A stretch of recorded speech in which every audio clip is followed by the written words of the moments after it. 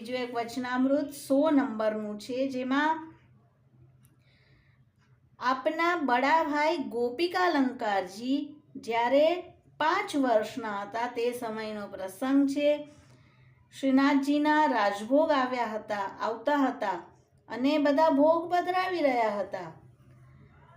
છોટા બાલક ગોપિકાલંકારજી શ્રીજીની સામે ઊભા હતા. શ્રીજીએ આજ્ઞા કરી કે તારા કડા અમને આપ.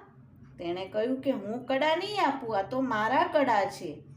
ત્યાં જ આછીમાં રાજભોગ ધરવા પધાર્યા. શ્રીનાથજી તો બોલતા ચૂપ થઈ ગયા. બાલક ગોપિકાલંકારજી આછીમાને કહ્યું કે આ તો મારા કડા માંગે છે, હું નહીં આપું. તેમને આપીશ તો હું શું પહેરીશ?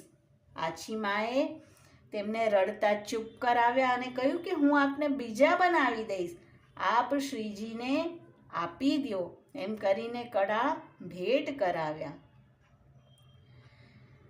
બધા ગોસ્વામી બાળકો તે આ બધું જોઈને અનેક વિસ્મય પામ્યા અને ધન્ય ભાગ્ય કહેવા લાગ્યા. અને શીતકાળના દિવસ હતા તો આ બાલક શ્રી મદન મોહનજીના સિંહાસન નીચે શૈયા મંદિરમાં સૂઈ ગયા. તાલામંગલ થઈ ગયા, આ ભીતર જ રહી ગયા. અને બહાર પણ બધાને વિસ્મરણ થઈ ગયું. આ બાલકને કોઈને સુધી ન થઈ. થોડી વાર પછી તેઓ જાગ્યા અને સિંહાસન નીચેથી બહાર મણિકોઠામાં આવ્યા. જોયું તો અંધારું છે, કોઈ નહોતું.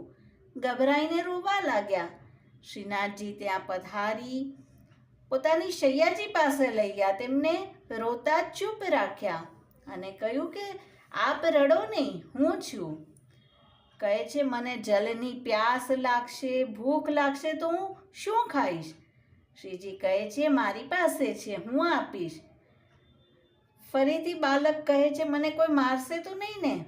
તો શ્રીજી કહે છે કે નહીં, હું કોઈને તમને મારવા નહીં દઉં. અને બંટાજીમાંથી એક ઠોર આપ્યો અને આજ્ઞા કરી કે આપ ખાઓ. તો આપે થોડો તેમાંથી ખાધો.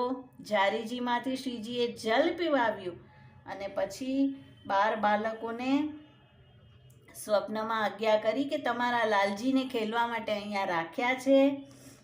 ખવડાવ્યું પીવડાવ્યું છે, કંઈ સોચ નહીં કરતા. તેમની નીંદ તત્કાલ ખુલી ગઈ અને સ્વપ્નની વાત કરી. ઉત્થાપનનો સમય થયો, શંખનાદ કરી તાલા ખોલ્યા તો જોયું કે આ બાલક શ્રીજી પાસે બેઠા છે અને જે ઠોર બચ્યો હતો તેમાંથી કણિકા બધાએ લીધી. તો શ્રીજી જ્યારે